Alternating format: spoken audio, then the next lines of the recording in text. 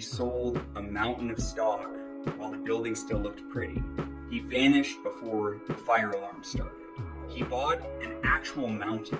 He turned whispers into exits and exits into a fortune. His name is Lou Pai. He looked like the man you ignore in an elevator. He moved like a shadow along the conference room wall. He spoke in brief sentences. He almost never smiled. He did not chase the camera. He did not perform for analysts. By day, he was a calm executive inside a company that ran on noise. By night, he pursued neon and rhythm and a private world that most executives only whisper about. He kept both lives separate. He let neither define him.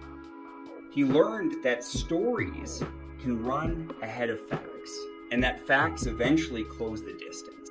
He learned that the person who feels the distance first is the person who leaves with their balance intact. In the late 1980s, he walked into Enron. It was loud. It was ambitious. It had the confidence of an athlete who has never lost a game. Lou brought a different flavor.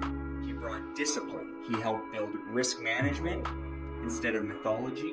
He supported a shift from static assets to dynamic trading. He showed a talent for taking a sketch on a whiteboard and turning it into a desk that made money. He earned the trust of the showman at the top without becoming a showman himself. Jeff Skilling pushed Enron into new territory. Lou Pai was handed the mouse. By the late 1990s, he was the quiet spine of Enron Energy Services. This was the retail arm that promised corporations energy and efficiency the way a bank promises products and savings. It sounded like the future. Inside the machine, it felt like a knife fight. Margins were thin. Sales cycles were long. Assumptions were optimistic. The company wanted the soundtrack of victory to play every quarter. Lou kept the music running while he watched the meters behind the curtain. He understood mark-to-market logic. He understood that a forecast can become booked revenue before cash exists. He understood that a contract that looks beautiful on a slide deck can stumble in the field. He kept his voice low and his options open. He also carried an appetite that would have buried a lesser man. He loved strip clubs. He loved dancers. He loved the honest transaction of attention that happens when the lights are low. He did not care if coworkers adored him. He cared if dancers did. That desire did not make him sloppy. It made him hungry. He used it as pressure that forced him to produce. He treated it like a bill that was due every month. He worked to pay that bill with results, not with fantasies. That is rare. Then came Melanie Fuel. She was on stage before she was in his life. They became a couple. They had a child. Lou had been married to Lana since the 1970s. The private life collided with the public life. The divorce arrived. The court did not care about whispers. The court cared about payment. Payment meant cash, not options, not promises, cash. To get cash, he sold stock. He sold a great deal of stock in the spring of 2001. He sold hundreds of thousands of shares and exercised options that pushed hundreds of thousands more into the market. The average price sat in the low 50s. He did it in late May and early June of that year. He did it while the public story still sounded golden. He turned story into money. He met the divorce obligations. He kept moving. That sale is the pivot. The market had not yet seen the cracks. Inside Enron, the spread between promise and reality had widened. It grows quietly at first, and then it yawns like a canyon. Lou felt the canyon opening. He listened to internal updates that were careful with words. He watched sales that needed heroics to reach targets. He saw contracts that needed perfect weather and perfect behavior to produce the returns shown on the slide deck. He does not appear to have believed in perfect. He believed in cash. He sold. He resigned. He left with a fortune while the lights still looked bright. Now zoom in on what he actually did inside the building. He stood up Enron Energy Services and kept it moving through through markets that changed with every headline. He helped push the company into retail electricity and energy services before the model was mature. He had a hand in the spin of an online retail experiment, later known as Lou Pai. He accepted the mandate to run an internal venture lab that tried to turn ideas into profit at speed. All of this kept him close to the data, close to customers who felt different pain than the slide decks suggested, close to contract terms that looked generous on paper and tight in practice, close to field reports that told a different story than the quarterly presentation. When you are that close, you can feel when a story needs magic to hold. He did not trade in magic. He traded in timing. The collapse began months after he exited. Headlines exploded. Courtrooms filled. Men who loved microphones found themselves under lights they could not control. Jeff Skilling and Ken Lay became the faces and the foils. They carried the burden of speeches they had given when the story still sounded easy. They carried the weight of a public persona that could not survive contact with reality. Lou did not carry that weight. He had never performed for the crowd. He had not promised the impossible into a camera. He had not tied his identity to the narrative. He was not indicted. He was not handcuffed. Years later, he paid a civil settlement of $31.5 million and accepted a 5-year bar from serving as an officer or director of a public company. He did not admit wrongdoing. He did not hold a press conference. He returned to silence.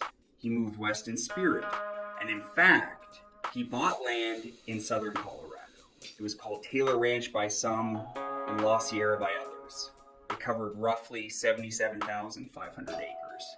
It included a high peak known as Culebra that rises above 14,000 feet.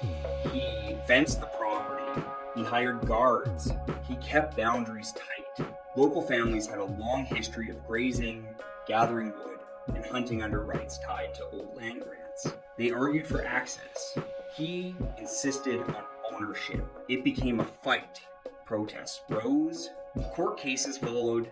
Courts affirmed access rights for local heirs within careful limits. He did not argue in the street. He did not give speeches. He sold the ranch a few years later for far more than he paid. New owners renamed it Cielo Vista. He had already turned the mountain into cash. He did not disappear into boredom. He built barns. He and Melanie created Canaan Ranch. They raised dressage horses. They trained riders. Morning light replaced conference room glare. Hoofbeats replaced ringing phones. Their daughter grew into a serious competitor. They built facilities in Texas. They ran a property in Virginia. They later settled in Florida horse country. They acquired a large equestrian estate in Wellington with barns and arenas and paddocks. The rhythm of their life became dawn feedings and training sessions and travel to shows. The rhythm did not include interviews. He still deployed capital. He still liked energy markets. He backed a business that traded environmental credits before it was fashionable. He partnered in midstream deals where patience and precision make or break outcomes. He placed money in ventures that needed discipline more than applause. He preferred the back row. He preferred to let outcomes speak. Consider his relationship with Jeff Skilling across the years. Lou was trusted in the early climb. He was handed mandates that only trusted lieutenants receive. He took those mandates without turning himself into a mascot. Later, after the storm, when a new venture appeared in the energy space beyond the old headlines, his name surfaced as a quiet backer. It is consistent with his pattern. Invest from the shadows. Leave the show to others. Now return to the divorce and the scandal with more clarity. He married Lana in the 1970s. They built a family together. Decades later, Lou and Melanie Fuel became partners. They had a child together. The affair detonated the first marriage. Divorce followed. The settlement required real money. That requirement forced the stock sales in 2001. Those sales turned a private crisis into a public exit that happened to land just before the market caught fire. The difference between leaving early and leaving late is measured in freedom and in peace of mind. That is the cold truth. Look at the precision of the stock sales. He sold roughly 338,900 shares outright in that small window. He exercised options on roughly 572,800 more shares. In the same span, the average price across that period sat near $54 a share.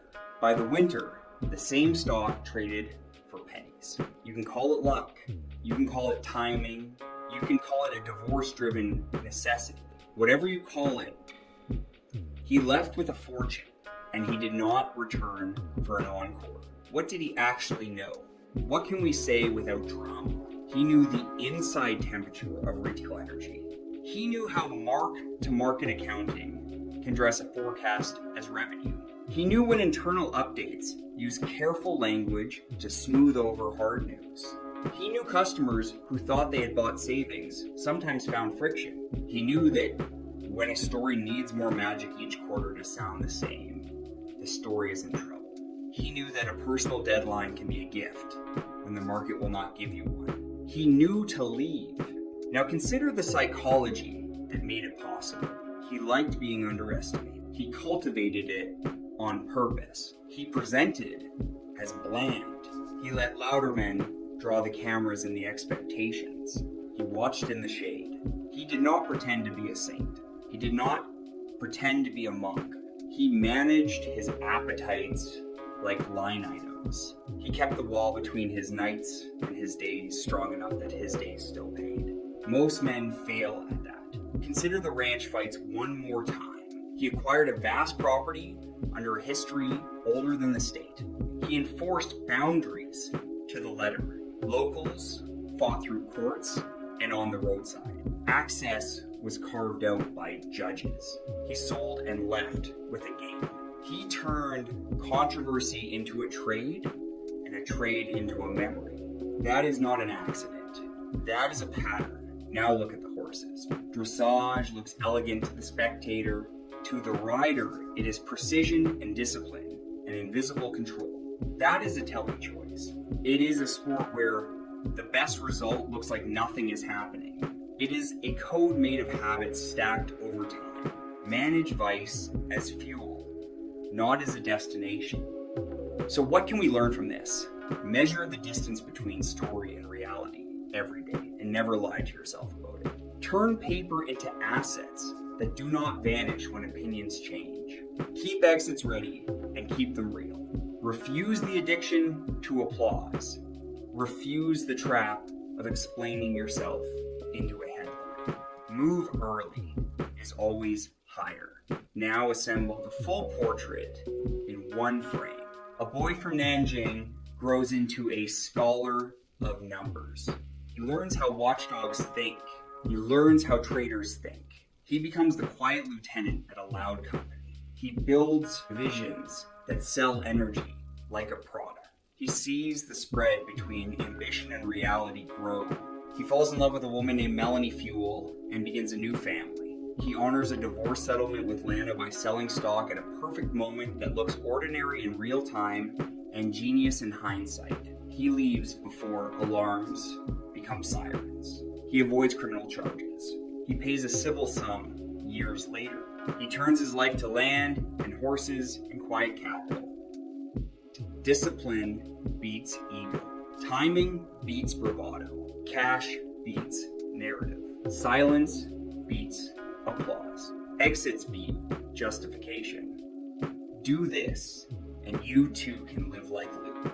Rich, happy, and unknown. Well, mostly unknown. If you enjoyed this video, please consider subscribing. And remember, in a world full of Jeff Skillings, be a Lou Pai.